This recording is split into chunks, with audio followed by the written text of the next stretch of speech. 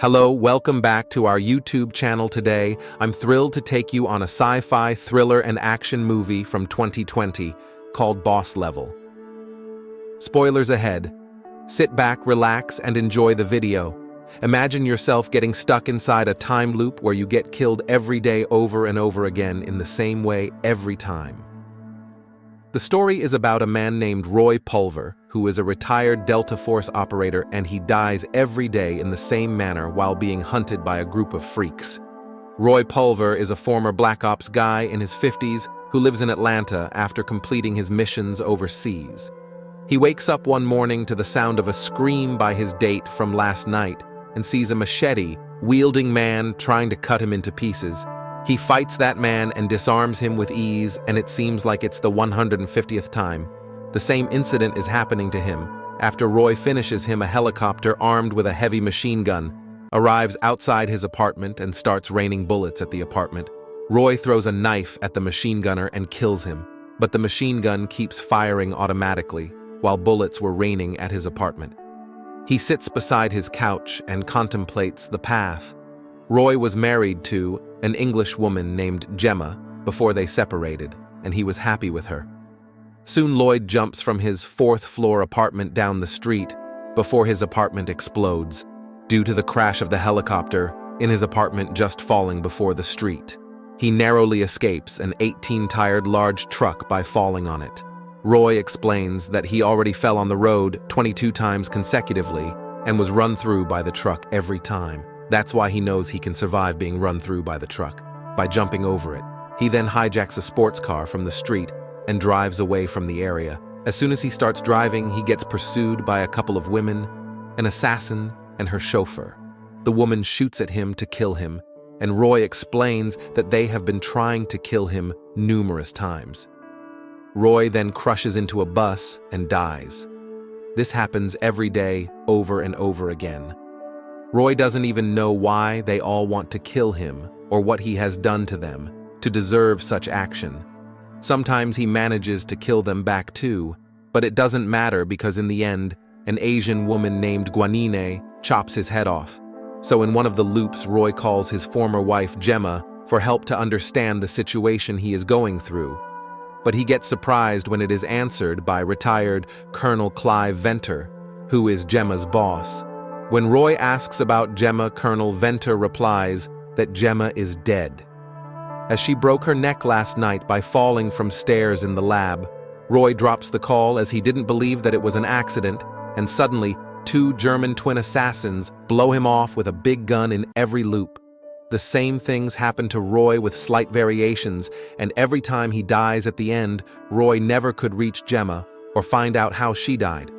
Roy then goes to a Chinese diner run by his friend Chef Jam and orders 2 large bottles of Chinese liquor. A man named Dave, who is a counter-surveillance expert, eats beside him and bashes him for drinking so heavily and gives him a speech about it. Roy knows every little detail that is going to happen at 11:05 a.m. A famous Chinese sword fighter who is 12-time world champion named Daifeng enters the diner and so on. But no matter which direction Roy runs to get away from his assassins or how hard he fights them back, he never stays alive past 12:47 p.m. They always find him within that time and kill him. So Roy gets furious as he dies every time. And on top of that, his loved one is already dead in Roy's mind. It's payback time. Then we can see in the story that before this time, loop started. Roy met his former wife, which was only yesterday, but for Roy, it was months ago. Roy was invited by Gemma, who works as a scientist for a private company.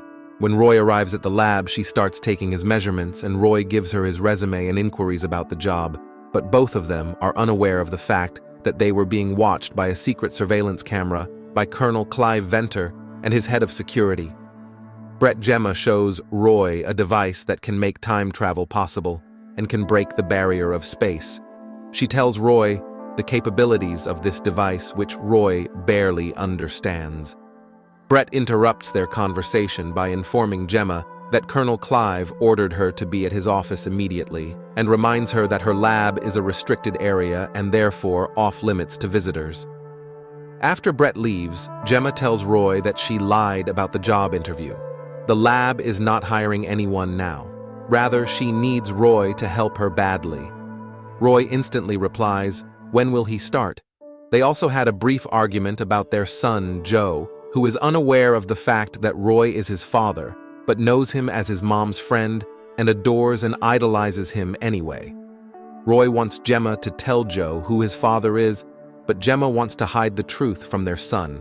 As they parted their separate ways and moved on a long time ago, Gemma starts acting weirdly and frantically starts cutting Roy's hair, and he starts bleeding because of the scissor cut.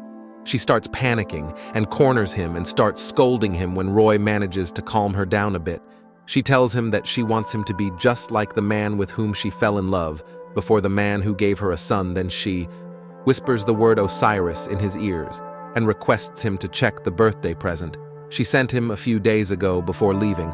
Roy is escorted out by the security, and Gemma is taken in front of the colonel by Brett.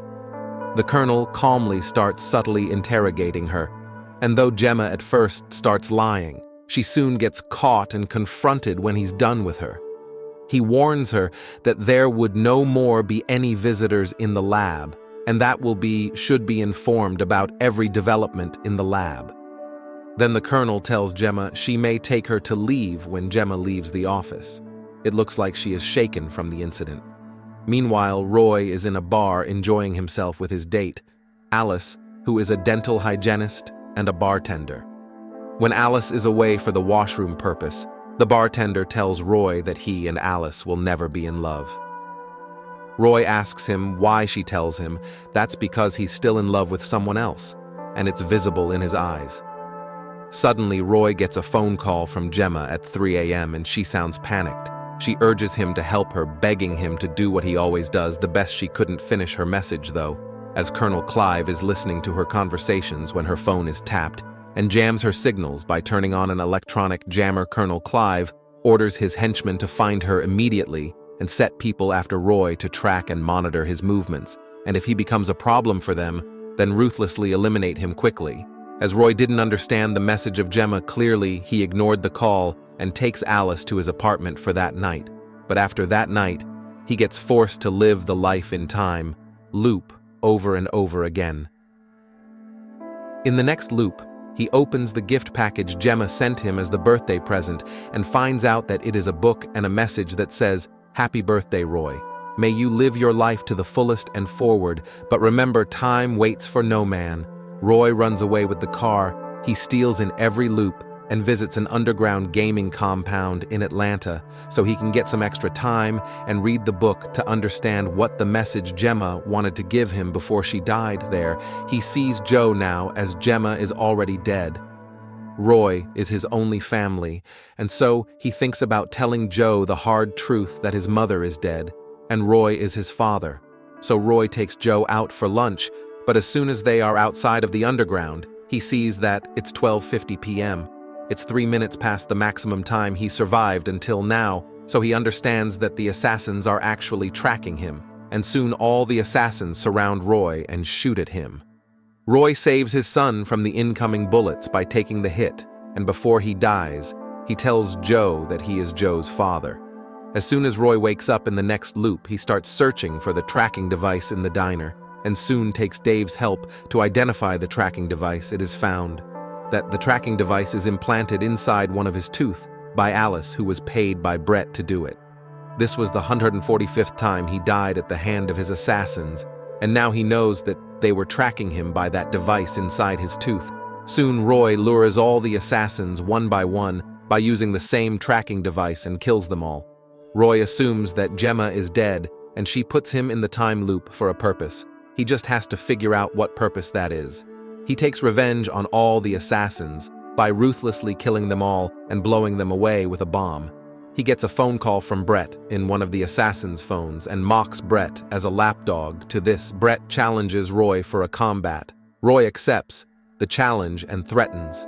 Roy tries to enter the compound of Dino Lab a couple of times, but every time he gets killed, his lab is heavily guarded. So he improvises and kills one of his assassins, who looks similar to him, and enters the compound faking his identity. But soon, he gets found out and killed. So Roy takes another attempt in next loop. This time he stealthily kills all the security guards on his way to the penthouse in the lab. But as he reaches the penthouse, he meets Gwenine, and they fight many times in different loops. But no matter how much firepower Roy spends on her, she always defeats him with her unbelievable skill with the sword in one of the loops. He meets Colonel Clive for the first time, and he congratulates him for his outstanding performance in combat. The colonel admires Roy and compliments him on his efforts, and then he starts explaining to him the colonel's lab developed an Osiris spindle named a time machine, which Colonel Clive intends to use to rewrite history to make himself the most powerful man on the planet. Then he beheads Roy before Roy realizes that Gemma put him inside the time loop using the Osiris spindle device, and the colonel is responsible for her death, so he vows to mess him up the next time. And also, the colonel has no idea that the spindle is working. Roy gets thrilled, knowing that Gemma had faith in him, that she thought he was the only one who could stop the colonel.